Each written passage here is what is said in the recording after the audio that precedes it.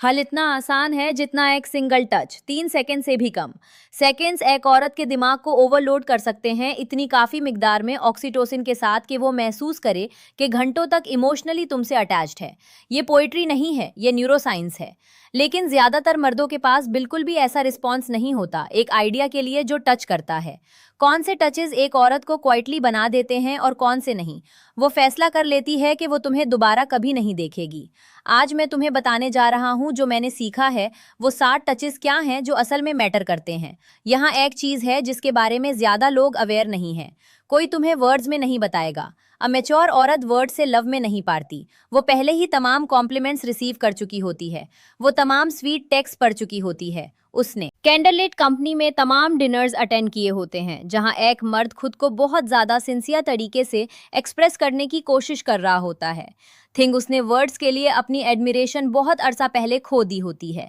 जो चीज वकाए उसे पुश करती है, जो चीज उस गार्डेड हार्ट को खोल देती है, जिसे उसने सालों तक प्रोटेक्ट किया होता है, वो है कुछ ज्यादा प्राइमल नेचर की चीज, टच। लेकिन सिर्फ कोई भी टच नहीं, वो क्लमजी नहीं जो मैंने फिल्म में देखा, ग्रैबी जैसा टच। मैं बात कर रहा हूँ specific, intentional, psychologically powerful touches की, जो बगैर वर्ड्स के मैसेजेस कन्वे करते हैं, जो लफ्ज लिटरली नहीं कह सकते। सेफ्टी, ये सब चीजें मिलकर कॉन्फिडेंस का मतलब बनती हैं। ये सब कॉन्फिडेंस कहलाता है, जार का लिड खोले बगैर। डॉक्टर डचर कल्टनर यूसी बर्कली में एक साइकोलॉजिस्ट हैं। उन्होंने एक बहुत इंटरेस्टिंग स्टडी परफॉर्म की जिसमें स्ट्रेंजर्स को कम्युनिकेट करवाया गया फोरम के शॉर्ट मेंशन स्लैश टचेस के जरिए इमोशंस की समझ दिखाने के लिए। No words, no facial expression, सिर्फ टच। रिजल्ट, लोग एक्यूरेटली आइडेंटिफाई कर सकते थे ग्रैटिट्यूड, लव और सिंपैथी तक टचिंग और पेन एक्सप्रेशन जैसे इमोशंस को। 78% एक्यूरेसी, 78%। तुम्हारा माउथ इतना इफेक्टिव हो सकता था। दूसरे लफ्जों में, अगर तुमने कभी खुद से पूछा हो क्यों कुछ मर्द ब्रीज की तरह लगते हैं, क्यों कुछ मर्द एफर्टलेसली औरतों को उनके साथ क्लोज रिलेशनशिप महसूस करवा देते हैं और दूसरे जो कुछ भी कर लें उसे हासिल नहीं कर पाते। फ्रेंड स्पीच के केस में जवाब यह है कि तुम उनसे उस तरह बात करते हो जैसे तुम उनके फ्रेंड हो। ये इस बात की कॉन्वर्सेशन नहीं कि वो क्या कहते हैं, ये कॉन्वर्सेशन है कि वो कैसे टच करते हैं। और एक ग्रोन वुमन के साथ एक ऐसी औरत जिसे अपनी लाइफ में क्या हो रहा है समझने में कोई मुश्किल नहीं होती। वो जानती है कि वो क्या चाहती है और किस चीज का रिस्पॉन्स देती है। ये इसे बिल्कुल दूसरे लेवल पर ले जाता है किसी बेस की औरत के मुकाबले में। अब इससे पहले कि मैं तुम्हें ये तमाम 60 टचेस समझाऊं, तुम्हारे लिए एक क्वेश्चन का लफ्ज। डू टचेस इस लिस्ट में इतने सिंपल लगते हैं कि ये सिंपल पार्ट तुम्हें उस बात पर ले जाएगा और तुम टेम्पटेड होगे कि उन्हें डिसमिस कर दो। मत करना। ये वही है जिनके बारे में मैच्योर वुमेन ने बहुत स्पेसिफिकली बताया है कि ये उन्हें वो महसूस करवाते हैं जो वो एक्सप्लेन नहीं कर सकती। और इस लिस्ट का last touch, PS list number 7, एक साइकोलॉजिकल रिलेशनशिप रखता है जिसका इतना इम्पैक्ट इफेक्ट है। थेरापिस्ट्स एक्चुअली इसे अपने पेशेंट्स को प्रिस्क्राइब करते हैं रिकवरी में हेल्प के लिए, वो जो डिवोर्स के ब्रिंक पर होते हैं। मैं जब हम वहां पहुंचेंगे तुम्हें बताऊंगा क्यों। चलो हम के इनिशियल टच से स्टार्ट करते हैं जो स्टेल्दीली उसके फीलिंग्स तुम्हारे लिए रीशेप करता है। ये पहला टच है, मैं इसे स्लो लोअर बैक गाइड कहता हूँ। और इससे पहले कि तुम रोल करो कि ये सिर्फ एक बेसिक गेम है, ये एक सिंपल गेम है। सुनो, कंसिडरेट रहो, क्योंकि जिस साइंस पर ये बेस्ड है वो स्टैगरिंग है। इस केस में जब तुम अपना हैंड औरत के हिप्स के बैक को हल्का सा टच करते हो, शायद जब वो उसे बिल्डिंग के अपार्टमेंट्स में से किसी एक में वॉक करवा रहा हो, दूर की तरफ जाते हुए, उसे ग्रुप में एस्कॉर्ट करते हुए, या जब किसी सिचुएशन में उसके साथ खड़े हो, तुम बॉडी के सबसे ज्यादा नर्व रिच पार्ट्स में से एक को टच कर रहे होते हो। लोअर बैक सेल्स में नर्व्स का बहुत बड़ा ग्रुप होता है। टर्मिनेशंस जो डायरेक्ट कांटेक्ट में होते हैं ब्रेन के इमोशंस फिल्टर और रेगुलेट करने वाले सेंटर्स के साथ। एक हैंड जो स्लो पीस पर लो कॉन्फिडेंस लेवल और वार्म एटीट्यूड के साथ प्ले किया जाए, एक मैसेज भेजता है जो लॉजिक को कंप्लीटली बाईपास कर देता है। लेकिन यहाँ प्रॉब्लम है जो ज्यादातर मर्द करते हैं, स्पीड और प्रेशर बहुत ज्यादा मैटर करते हैं। अ क्विक पैट बैक पर ऐसा होता है जैसे कुछ उसकी थैंक्स गिविंग पर अंकल करता। अ हैवी पुश कंट्रोलिंग लगती है। अगर एक स्लोइंग जेंटल पोजीशन तुम्हारे पूरे हैंड्स की बस इतने प्रेशर के साथ हो के आई एम हमारी एसोसिएशन तुम्हारे साथ यहाँ, वो है जिसे मैं जानता हूँ। वो टर्म जो साइकोलॉजिस्ट प्रोटेक्टिव बॉन्डिंग रिस्पॉन्स के लिए यूज करते हैं। उसका नर्वस सिस्टम इसे सेफ्टी के तौर पर रीड करता है। उसका ब्रेन रिलीज करता है ऑक्सीटोसिन और वो इमोशनली अटैच्ड होना शुरू करती है और तुम्हें रिलैक्सेशन से लिंक करना शुरू करती है। तुम्हें इजी गोइंग से कनेक्ट करती है। अ मैच्योर वुमन इसे स्पेशली अप्रिशिएट करती है क्योंकि कई साल हो चुके होते हैं जब से वो स्ट्रांग बन रही होती है। वो हर चीज खुद हैंडल कर लेती है। वो अपनी प्रोटेक्टर रही होती है जो अपना हैंड उसके लोअर पार्ट्स पर रखता है। ये जेंटल और कॉन्फिडेंट स्टेप के साथ लॉर्ड की तरफ वापस आना नहीं है। कंट्रोल के हवाले से ये कम्युनिकेशन के बारे में है। ये कहता है तुम्हें इस वक्त ये सब कुछ अकेले कैरी करने की जरूरत नहीं। ऐसी औरत के लिए जो अपने साथ दुनिया का बोझ अपने शोल्डर्स पर कैरी करती रही हो, वो एक जेस्चर तुम्हें महसूस करवा सकता है कि ये 100 रोजेस से ज्यादा रोमांटिक है। मैं एक फीमेल का स्टेटमेंट पढ़ने के बाद उसने अपने फेलो लेट 40s की एक और वुमेन का स्टेटमेंट पढ़ा जिसने कहा लेट 40s। उसने अपना हैंड मेरे, जब हम अभी वॉक के लिए बाहर निकालना शुरू ही हुए थे, वो हमारी तरफ वापस आया और मुझे रेस्टोरेंट के बारे में हल्का सा कुछ महसूस हुआ और मुझे लगा कि मुझे कुछ फूड लेना चाहिए। ये 15 सालों में पहली बार था कि ये महसूस नहीं हुआ। मुझे चोजन महसूस हुआ। जब इस टच की बात आती है, यही इस टच की पावर है जब इसे सही तरीके से किया जाए। सेकंड टच है the two handed hand hold, और ये वाला क्रिमिनली अंडररेटेड है। ज्यादातर लोग हैंड्स होल्ड करते हैं, ये पर्टिकुलरली नहीं है। टीनेजर्स मॉल में हैंड्स अप इवेंट करते हैं। जो मैं बात कर रहा हूँ वो सेम नहीं है। ये तब होता है जब तुम उसका हैंड लेते हो और फिर अपना दूसरा हैंड दूसरी साइड पर लाते हो, क्रेडल की तरह। तुम्हारे दोनों हैंड्स उसके एक हैंड के अराउंड टाइट क्लच होते हैं। शायद कॉन्वर्सेशन के दौरान, शायद एक क्वाइट मोमेंट में, उसके बिल्कुल बाद जब उसने तुम्हारे साथ कोई ऐसी चीज शेयर की हो जो वो नहीं चाहती थी कि कोई जाने। ये टच वो रीजन है जिसकी वजह से ये वैसे काम करता है जैसे करता है। बायलैटरल स्टिमुलेशन, जब तुम्हारे दोनों हाथ उसके साथ हाथ पकड़े हुए होते हैं, ये एक counter balance sensory input provide करता है जो उसके सोचने के तरीके को एक चीज पर कंसंट्रेट करने जैसा बना देता है। वो तरीका जिससे वो फुल अटेंशन प्रोसेस करती है। और emotional presence, therapists बायलिटरल touch techniques को एक्चुअली यूज कर सकते हैं EMDR थेरेपी में प्रोसेस करने के लिए, ताकि एक पर्सन की हेल्प हो इमोशनल ट्रॉमा में। इसलिए जब तुम उसे होल्ड करते हो, तुम अपने हाथों से उसके दोनों हाथ होल्ड करते हो। तुम काफी लिटरली उसके ब्रेन को एक क्यू दे रहे होते हो कि प्लीज तुम यहाँ सेफ हो। ये कहता है मैं फुल्ली प्रेजेंट हूँ। एक ओल्डर वुमन के लिए ये सबसे बेनिफिशियल तरीके से रैकिंग होता है। उसे शायद सालों तक मर्दों के साथ डील करना पड़ा हो जो फिजिकली प्रेजेंट थे, इमोशनली कहीं और। उनका बॉडी डिनर टेबल पर होता था लेकिन उनका माइंड आन गर्ट्रूड फोन पर थी, उनका वर्क फैंटेसी फुटबॉल लीग। जब तुम होल्ड करते हो, अपने हाथ उस पर क्रॉस करते हो और तुम दोनों को गस करते हो। जब वो तुमसे बात कर रही होती है, तुम उसे कुछ ऐसा प्रोवाइड कर रहे होते हो जो शायद वो बिलीव करना बंद कर चुकी होती है कि एग्जिस्ट करता है। फुल अनडाइविडेड एम्बॉडिड अटेंशन, और ऑल ऑनेस्टी में ये सिर्फ कॉन्ट्रास्ट खुद ही है जो इस चीज को इतना पावरफुल बनाता है। उसके पास बहुत सालों तक हाफ हार्टेड लव रहा है। जब वो दोनों हाथ महसूस करती हैं जो उसके अराउंड रैप्ड हैं, वार्मथ और इंटेंट के साथ उसके पास लाए गए। इस वक्त उसका ब्रेन प्रैक्टिकली मुझे स्क्रीन करता है, ये डिफरेंट है। और जब एक फुल ग्रोन वुमेन का ब्रेन तुम्हें बताता है कि तुम डिफरेंट हो, गुड ब्लेस उस दूसरे मर्द पर है जो कोशिश करता है इससे कम्पीट करने की। अब नंबर 3 वो है जो औरतों को बेनिन वे में सरप्राइज करता है, औरतों को नॉट होस्टाइल वे में सरप्राइज करता है। ये फोरहेड टच है। और नहीं, मैं फोरहेड पर किस करने का मतलब नहीं ले रहा, दो हम बाद में इस जैसी चीज डिस्कस करेंगे। मेरा मतलब है अपना फोरहेड उसके फोरहेड के अगेंस्ट प्रेस करना। फोरहेड्स नेचुरली टच करते हुए, आईज क्लोज्ड के साथ, दुनिया ब्रीदिंग सिंक्स अप हो जाती है क्वाइट।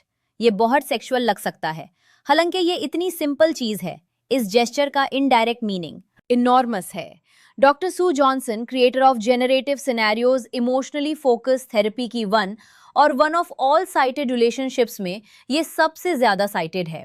उन्होंने रिसर्च के पीसेस लिखे हैं जो थरली डिस्कस करते हैं जिसे वो बॉन्डिंग मोमेंट्स कहती है। ये रिएक्शंस माइक्रो इंटरैक्शंस हैं जो अडल्ट्स में अटैचमेंट सिस्टम एक्टिवेट करते हैं, बिल्कुल वैसे ही जैसे मदर्स टच इन्फेंट्स में एक्टिवेट करता है। फोरहेड टच का बॉन्ड सबसे पावरफुल बॉन्ड्स में से एक है। शेयर टू अडल्ट अटेंशन के मोमेंट्स। क्यों? क्योंकि वल्नरेबिलिटी रिक्वायर्ड होती है, क्योंकि इसे वल्नरेबल होना जरूरी होता है। इसे वल्नरेबल होना होता है क्योंकि इसे वल्नरेबल चाहिए। दोनों लोग, तुम अपना फेस किसी ऑब्जेक्ट या पर्सन से डिस्टेंस पर प्रेस नहीं कर सकते, रूम के दूसरे साइड से। ये सिर्फ करीब होकर किया जा सकता है। तुम्हें स्लो डाउन करना होता है, तुम्हें विजिलेंट होना होगा, डाउन। और एक ओल्डर लेडी के लिए जिसने इतनी एक्सटेंसिव इमोशनल बैरियर्स कंस्ट्रक्ट कर ली होती हैं कि कोई भी उन्हें क्रॉस नहीं कर सकता। दुनिया की ज्यादातर नॉनसेंस को शट आउट कर दिया होता है जो इस टच ने जेंटली उस पर थ्रो की होती है। उसने एक ऐसे दौर पर नॉक किया जो उसे याद नहीं था। ये किसी चीज का डिमांड नहीं करता, ये एस्केलेट नहीं करता, ये सिर्फ कहता है मैं यही हूँ, तुम्हारे साथ, और कहीं और मैटर नहीं करता, तुम्हारे साथ और नोवेयर एल्स। दो मर्दा में से जो ये हंसते के बगैर कर सकता है इसे कुछ और बनाए बगैर, इसे कुछ और बनाए बगैर, वरना जोक के साथ बोलकर, क्योंकि इंटीमेसी अनकंफर्टेबल महसूस होती है। उस मर्द ने अभी ज्यादा इमोशनल इंटेलिजेंस एक्सप्रेस की है मेजॉरिटी लोगों से कंपैरेबल जो नहीं दिखाएंगे एंटायर रिलेशनशिप। टच नंबर 4 वो है जिसे मैं लगभग यहाँ इंक्लूड नहीं करना चाहता था, इसकी इफेक्टिवनेस की वजह से। मुझे महसूस होता है जैसे मैं इस पॉइंट पर चीट कोड्स दे रहा हूँ। Rear of the neck is the back touch. Neck का नापे उन एरियाज में से एक है जहां स्किन स्ट्रिप्ड अवे होगी। ह्यूमन बॉडी पर सबसे ज्यादा वल्नरेबल और सेंसिटिव ये पिक्ड होता है नर्वस एंडिंग से जो इस एरिया में प्रेजेंट होती हैं, और ये एक ऐसा एरिया है जहां ब्रेन पर्टिकुलरली एक्टिव होता है। लोग इसे देख नहीं सकते या रेडिली सेफगार्ड नहीं कर सकते। इसके साथ हल्का कांटेक्ट बेयर करो और एक ड्रामेटिक सर्ज होता है, एक्टिवेशन और कॉन्फिडेंस दोनों में साइमल्टेनियसली। ये कॉम्बिनेशन एक्स्ट्रा ऑर्डिनरीली रेयर है। ज्यादातर टचेज एक या दूसरा बनाते हैं, ये वाला दोनों करता है सेम टाइम के साथ। जब एक मर्द जेंटली अपने हैंड्स या हैंड प्रेस करता है उसके स्लैश हिज स्लैश हर नेक के बैक पर, शायद दिन के दौरान वो उसके पास बैठे होते हैं, शायद जब वो उसके करीब आ रहा होता है कुछ कहने के लिए, उसका ब्रेन एक रैपिड फायर इवैल्यूएशन से गुजारता है। क्या मैं सेफ हूँ? क्या मैं इस पर्सन पर ट्रस्ट करती हूँ? क्या तुम इसके बारे में अच्छा फील करते हो? और अगर तीनों आंसर्स यस हों तो ऑलमोस्ट हमेशा इमोशनल रिस्पॉन्स सबसे पहले माइंड में आता है, इंस्टेंटेनियस। उसकी ब्रेथ एबनॉर्मल हो जाती है, उसकी आईज डोपामीन की एक्स्ट्रावाइजेशन न्यूरोकेमिकल डायलेशंस में इन्वॉल्व होती है, ऑक्सीटोसिन की रिलीज को साथ ट्रिगर करती है, जो एग्जैक्टली वो कॉकटेल है जो रोमांटिक अटैचमेंट का सबब बना था। यहाँ मैच्योरिटी प्ले में आती है अ मैसिव रोल। एक यंग लेडी शायद इस टच की इंपॉर्टेंस अप्रिशिएट करने में फेल हो जाए, लेकिन वो एक ग्रोन वुमन है जिसके पास ऐसा एक्सपीरियंस होता है कि वो जान सके कि ये टच क्या कम्युनिकेट करता है। ये कम्युनिकेट करता है किसी चीज के लिए एंथुजियाज्म विदाउट वायलेंस, किसी चीज के लिए eagerness, fear, familiarity without assumption. ये सबसे सोफिस्टिकेटेड फीचर्स में से एक है जो उस वक्त से एक चीज रही है जो एक मर्द प्रोवाइड कर सकता है, और जो इसे जानने दारे करने वाले एक्नॉलेज करते हैं वो लोग हैं जो बस इस अवेयरनेस के हायर लेवल का इंतजार कर रहे थे। अ वर्ड ऑफ बिवेयर दो, अभी भी टाइम है इस वन के साथ। ये पॉसिबल नहीं कि तुम किसी लड़की के पास चलकर जाओ जिसे तुमने अभी देखा हो, उससे मिले और उसकी बैक और back of the neck brush करो। ये रोमांटिक नहीं है, ये एक पुलिस रिपोर्ट है।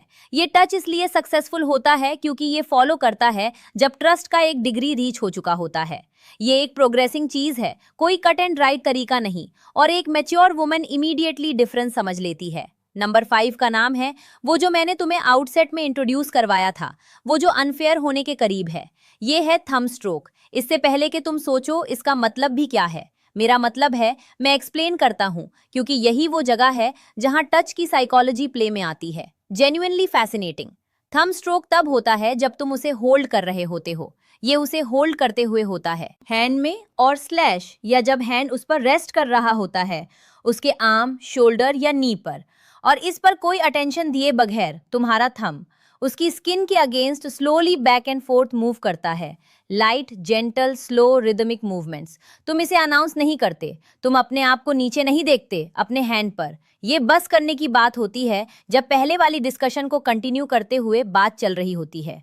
ये पॉसिबल है एक स्पेसिफिक नॉन स्पेसिफिक रीजन की वजह से। एक टाइप के नर्व फाइबर्स सी टैक्टाइल्स इन्वॉल्व होते हैं, एफरेंस। ये नर्व्स रिस्पॉन्ड करते हैं particularly slow gentle stroking touch पर। ये डायरेक्टली वायर्ड होते हैं ब्रेन के उन एरिया से जो थिंकिंग, लर्निंग और मेमोरी से एसोसिएटेड हैं, कनेक्शन और सोशल बॉन्डिंग के सेंस के साथ। यूनिवर्सिटी ऑफ गॉथेनबर्ग स्वीडन में साइंटिस्ट की एक टीम ने एक स्टडी में ये कंक्लूजन निकाला कि ये टाइप का स्लो स्ट्रोकिंग एक्टिवेट करता है इंसुलर कॉर्टेक्स को, ब्रेन का एक पार्ट जो इमोशन से कंसर्न एरिया है। ब्रेन का वो पार्ट जो sensation of intimacy, emotional closeness deal करता है। दूसरे वर्ड्स में, जब तुम्हारा थंब स्लोली मूव करता है जैसे उसकी स्किन के थ्रू, तुम एक्चुअली उसके ब्रेन का वो एरिया टर्न ऑन कर रहे होते हो जो उसे हेल्प करता है कि वो तुम्हारे करीब महसूस करे। लेकिन इसमें ये ऐड करो कि ये इनक्रेडिबली सटल है, इसलिए शायद वो इवन अवेयर ना हो कि तुम क्या कर रहे हो। ऑल्दो उसका ब्रेन मोस्ट डेफिनेटली इसे रजिस्टर करता है, उसका बॉडी एब्सोल्युटली इस पर रिस्पॉन्ड करता है, और इमोशनली वो खुद को तुम्हारे बारे में यूजुअल से डिफरेंट मैनर में सोचते हुए पाती है। शायद वो अपने आप को एक्सप्रेस भी ना कर सके। इसीलिए मैंने कहा कि ये ऑलमोस्ट अनफेयर है, क्योंकि एक औरत जो अपनी थिंकिंग में फुली डेवलप्ड है लेकिन फिर भी ये फील करती है। एल्डरी वुमेन को वुमेन ऑफ ईयर्स कहा जाता है, a women with many years of age. Relationships में लव या तो वन साइडेड था या मिसिंग था, लव वन साइडेड या नॉन एग्जिस्टेंट था, या परफॉर्मर के तौर पर या नहीं, वो फील करेगी कि एक स्मॉल माइंडेड थंब स्ट्रोक लेने में फेल होना। Not taking a small minded thumb stroke सोचती है कि शायद उसे खुद भी नहीं पता कि वो ये कर रहा है, ये बस उसकी पर्सनालिटी के साथ जाता है। और adopt, accept, embrace that thought, वो बिलीफ के टेंडरनेस ईजी होती है ना कि इसके बजाय। ये कैलकुलेशंस की अमाउंट की वजह से है जो उसे फॉल करवाती है, ना कि बिग जेस्चर्स, ना कॉस्टली गिफ्ट्स, बल्कि वो जेंटल मूवमेंट जो अवेयरनेस से बाहर होती है।